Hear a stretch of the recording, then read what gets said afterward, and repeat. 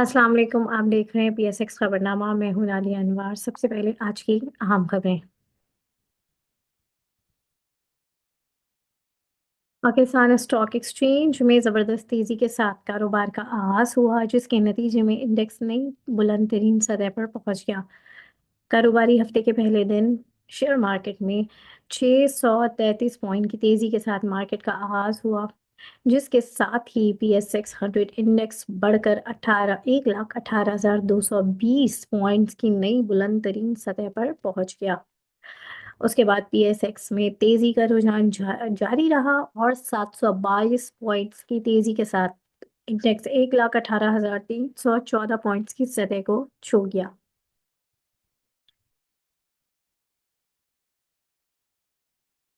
SIFC के ताउन से माली साल 2024 से 2025 के दौरान जुलाई से दिसंबर तक बरामद बरामद में 10.42% इजाफा हुआ। गुज़िश्ता साल 14.9 अरब डॉलर के मुकाबले में बरामदात 16.5 अरब डॉलर तक पहुंच गई। वाज़ेह रहे कि SIFC के ताउन से बरामदात में इजाफे के बाइस माशी तरक्की की राहें हमवार हो रही हैं।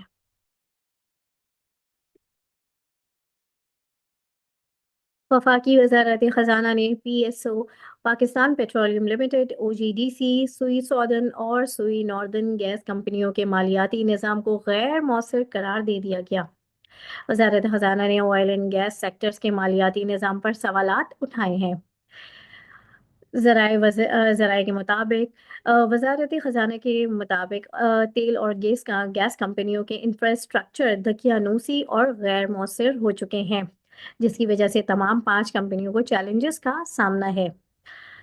गैस के तरसीली और तकसीमी मामलात में लॉस का सामना है। बिजनेस प्लान के ज़रिए रेवेन्यू लॉस महदूद और ऑपरेशनल कारकर्दगी बेहतर बनाई जा सकती है। मालियाती निज़ाम को बेहतर बनाकर गर्दिशी कर्जे के मसाइल पर भी काबू पाया जा सकता है। पाकिस्तान को 40 अरब डॉलर तक के लिए कर्जा मिलने का इम्कान है, जिसमें 20 अरब डॉलर आलमी बैंक देगा, जबकि बाकी 20 अरब डॉलर के लिए आलमी बैंक के दो ज़िले इदारे मुल्क की मावनत करेंगे। आलमी बैंक पाकिस्तान को 10 साल में 20 अरब डॉलर्स कर्ज देने के लिए रजामंद हो गया है और रवा माह के वस्त में वर्ल्ड बैंक के बोर्ड ऑफ डायरेक्टर से कर्ज की मंजूरी भी मुतवक्का है। ये थी अब तक की अहम खबरें। अब चलते हैं अपने नेक्स्ट सेगमेंट, जो कि है question answer session with our expert.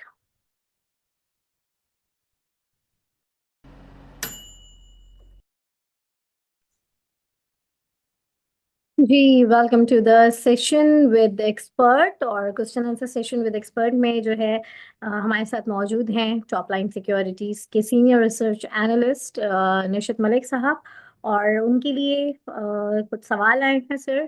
Welcome to the session.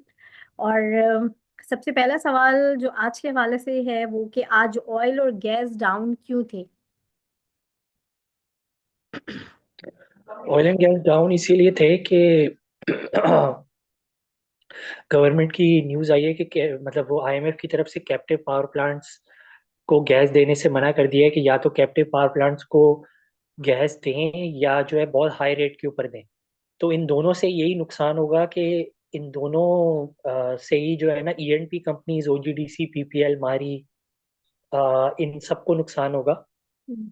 क्योंकि इनकी गैस की जो है ना वो नहीं, इनकी गैस सप्लाई नहीं होगी तो साथ ही साथ इनका ऑयल सप्लाई भी नहीं हो सकता, यानी कि प्रोडक्शन रोकनी पड़ेगी इनको। और एसएनजीसी के लिए तो जाहिर है नेगेटिव है, क्योंकि वो तो है ही गैस सप्लायर, तो इसीलिए सबके लिए ही नेगेटिव है। सही है। तो सर ये भी एक सवाल है कि SSGC को होल्ड करें या फिर सेल?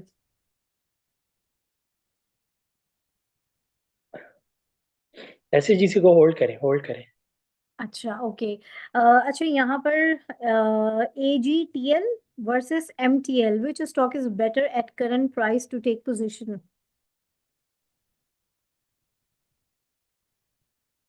एजीटीएल AGTL कौन सा? सर AGTL जो है अल गाजी ट्रैक्टर।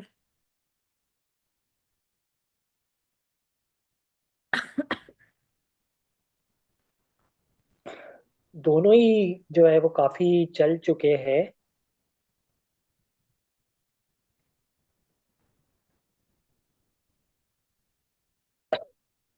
लेकिन मेरे ख्याल से FTL ही बेहतर है।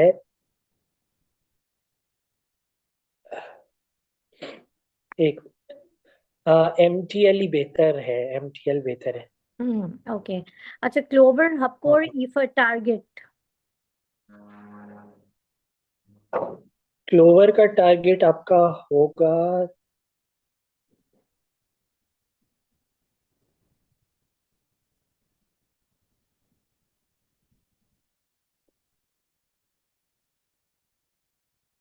क्लोवर का टारगेट होगा तकरीबन 90 रुपीज का। आपको का 160। और तीसरी कौन सी है? ये है क्लोवर हबकोर ईफर्ट। ईफर्ट का टारगेट होगा।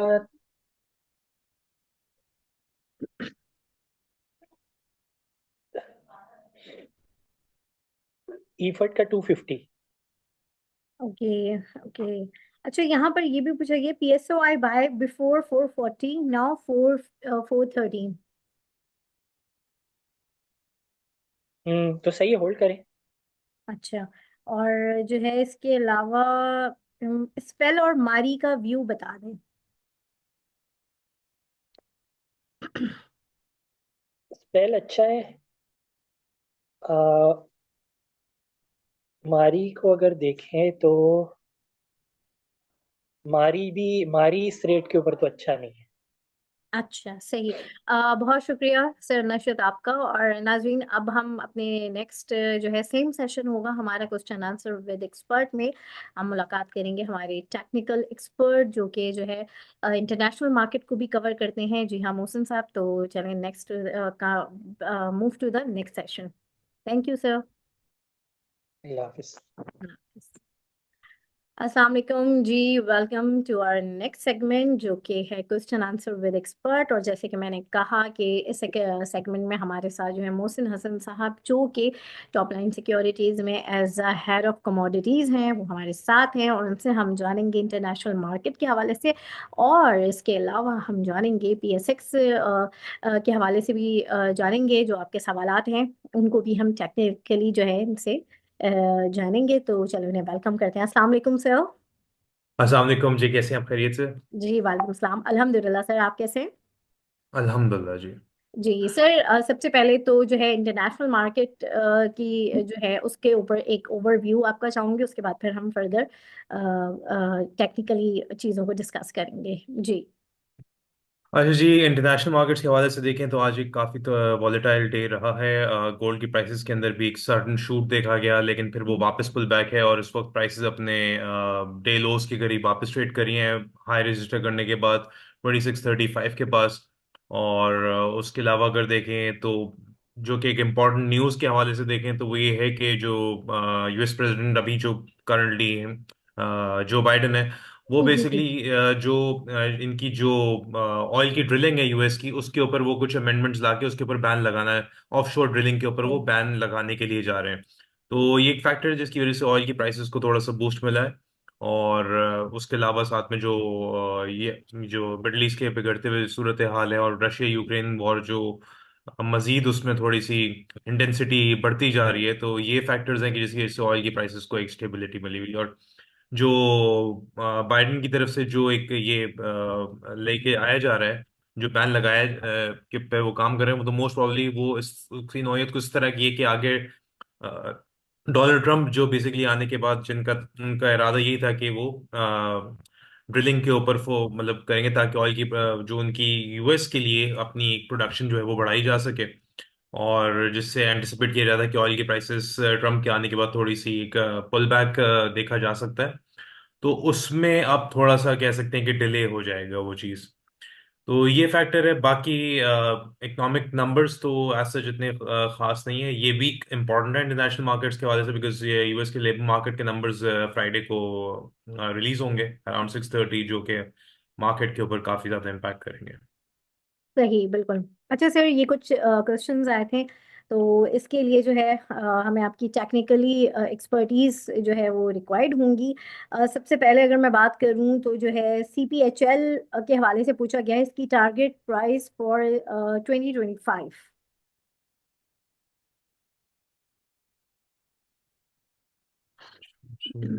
हम्म।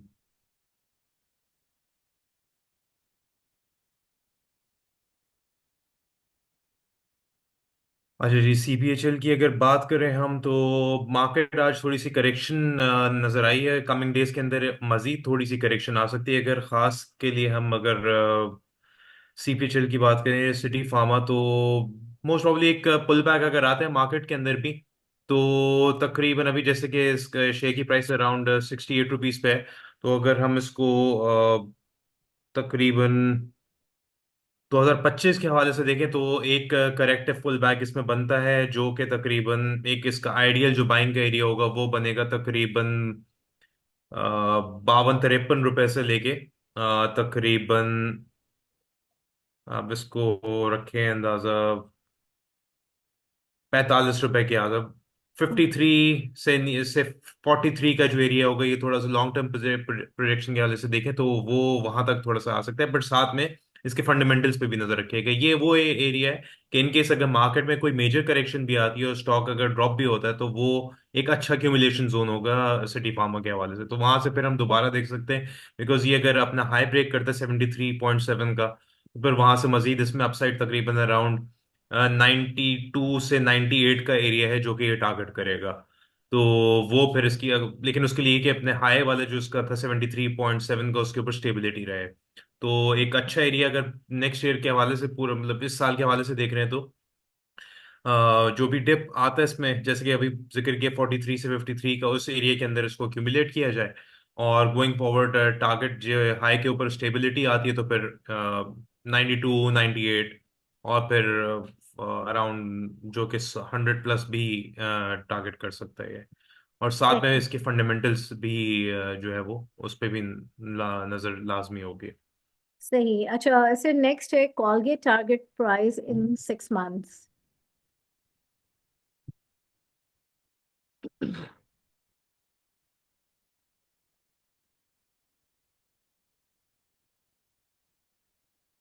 अच्छा जी, देखें कोलगेट के अंदर भी अगर हम देखें, जैसे मार्केट अगर करेक्ट करती है गोइंग फॉरवर्ड, तो इसमें थोड़ी सी रूम है कोलगेट के अंदर। अभी जैसे अगर 1496 पे ट्रेड कर रहा है, यहाँ से 200-250 रुपए की इसमें गुंजाइश है नीचे। वह तकरीबन अराउंड आप इसको रखें अप्रोक्सीमेटली 1350 से तकरीबन 1250 का जो एरिया होगा, अगर कोई मेजर करेक्शन आती है मार्केट के अंदर, तो वो एक एरिया होगा जहां पर आप इसको अक्यूमुलेट कर सकते हैं थोड़ा। और अगर ये अपनी जो एक जो इसका अपसाइड की जो रेजिस्टेंस एरिया है तकरीबन, जो कि आ रहा है अराउंड 1580 के आसपास, 1560, 1580 का, उसके ऊपर स्टेबिलिटी अगर आ जाती है, तो फिर ये इमीडिएटली जो इसका टारगेट होगा 1780 का होगा, फिर जो कि एक्सटेंड करके तकरीबन 2050, 2100 ये टारगेट करेगा। ये इसके टारगेट बनेंगे तकरीबन 2107, अगर टू बी एग्जैक्ट, अगर आप इसकी एक्सटेंशन के लिए जाएं, तो ये एरिया होगा इसका। बट अगर आप इसको 6 महीने में, अब डिपेंड करता है कितनी इसमें मार्केट अगर कितनी करेक्शन एक आती है, साथ में इसकी फंडामेंटल्स को भी मॉनिटर करना होगा। मोस्ट प्रॉब्ली मेरे, अगर इसमें कोई डिप आया भी, तो मोस्ट प्रॉब्ली 200-250 रुपए का इसमें एक डिप आ सकता है, जो कि एक अच्छा एरिया होगा, वहां से इसको एक्यूमुलेट किया जाए। और इवेंचुअली ये टारगेट करेगा तकरीबन, जैसे कि मैंने बताया पहले, ये अब इसकी जो ट्रेंड लाइन के ऊपर 1580 को ब्रेकआउट जो है, वो इनिशियली टारगेट करेगा 1780। और फिर लॉन्गर टर्म में थोड़ा सा 6 महीने या साल को आप देखें, तो तकरीबन 2050, 2100 यहाँ तक इसको जाना चाहिए अपसाइड पे। सही। और सर जो है नेक्स्ट जो पूछा गया है वो है IGIHL टारगेट प्राइस।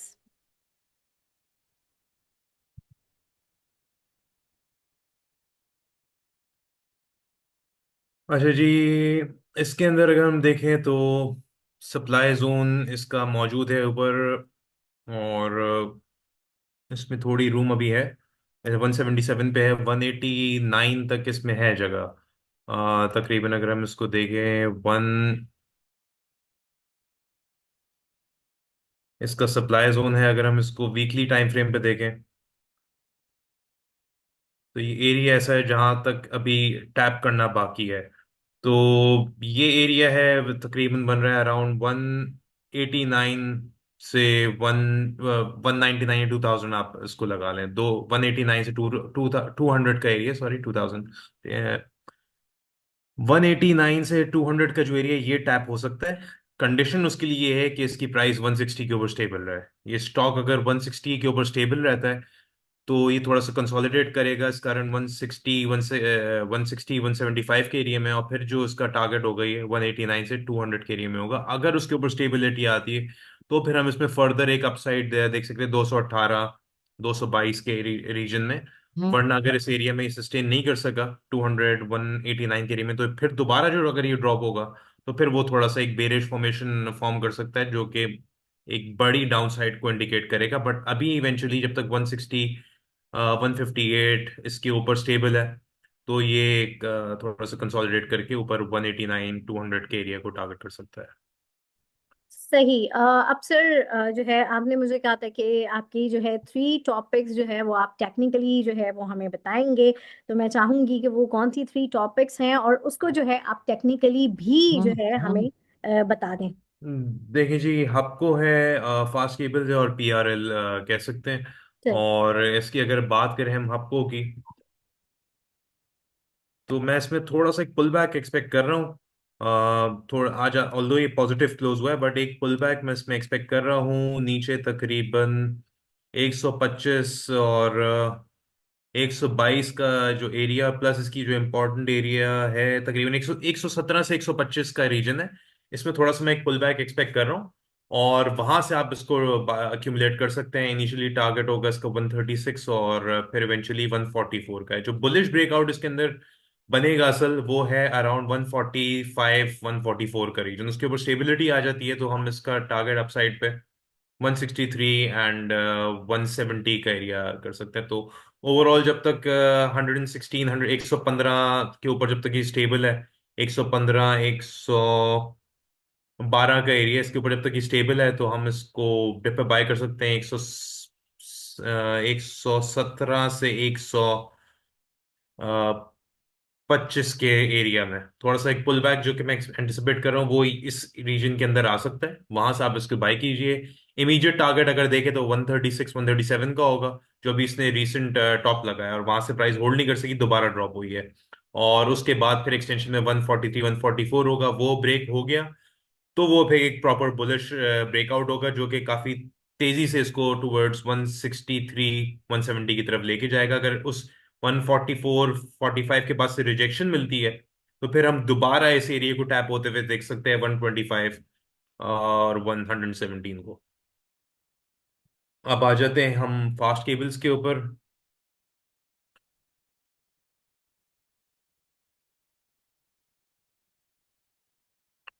अरे, फास्ट केबल्स की अगर बात करें तो ये अपने एक बुलिश चैनल के अंदर ही इस वक्त है। इसकी जो सपोर्ट इस वक्त फॉर्म हुई हुई है, वो है तकरीबन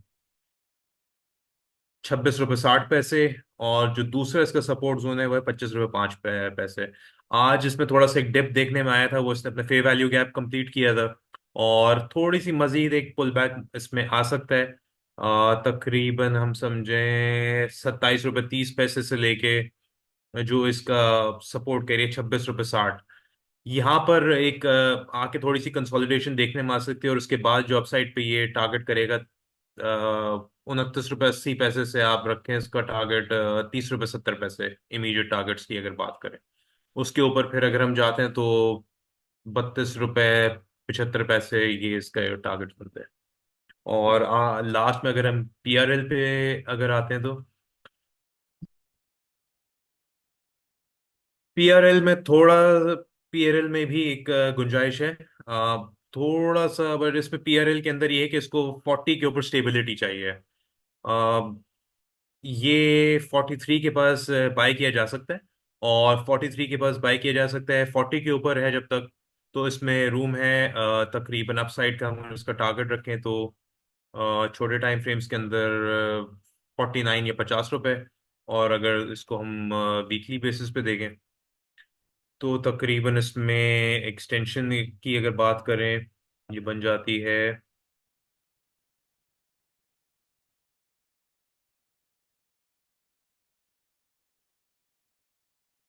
57, 57 तक इसमें, 57, 59 ये एरिया होगा इसका, ये यहाँ पर एक्सटेंशन अगर इसमें कंटिन्यू रहती है, प्राइस स्टेबल रहती है 40 के ऊपर। 40 ये भी कर सकते हैं हम, 40 या 38 का स्टॉप लॉस लगा के इस पे अगर इंट्राडे ट्रेड कर रहे हो तो उस पर चांस ले सकते हैं, बट 40 ब्रेक हुआ तो वो फिर मजीद थोड़ा सा इस पे प्रेशर डालेगी, और जो इसका फिर जो बाय जोन होगा वो फिर टैप होगा, वो अगर हम छोटे टाइम फ्रेम्स में देखें तो वो बनता है अराउंड तकरीबन 34 रुपए के करीब बनता है, फिर वहां पर इसकी जो है वो इसका डिमांड जोन आता है। तो ये है इसमें। तो ओवरऑल जब तक ये 40 रुपए के ऊपर है तो हम 42, 43, अभी जैसे कि इसकी प्राइस चल रही है 44 रुपए, तो 43, 42 के पास इसको एक्यूमुलेट कर सकते हैं। इनिशियल टारगेट 49, एंड उसके बाद फिर देखते हैं कि इसमें एक्सटेंशन जो कि फिर 57, 58 तक ये जा सकता है। सही। ठीक। बहुत शुक्रिया सर मोहसिन आपका। और जो है यहाँ पर नाज़रीन मैं आप लोगों से इजाज़त लूँगी, और जो है अपना बहुत ख्याल रखिएगा और देखते रहिए PSX खबरनामा with Nadia Nawaz. Thank you. अल्लाह थैंक हाफ़िज़। You, thank you, thank you, अल्लाह हाफ़िज़। अल्लाह हाफ़िज़।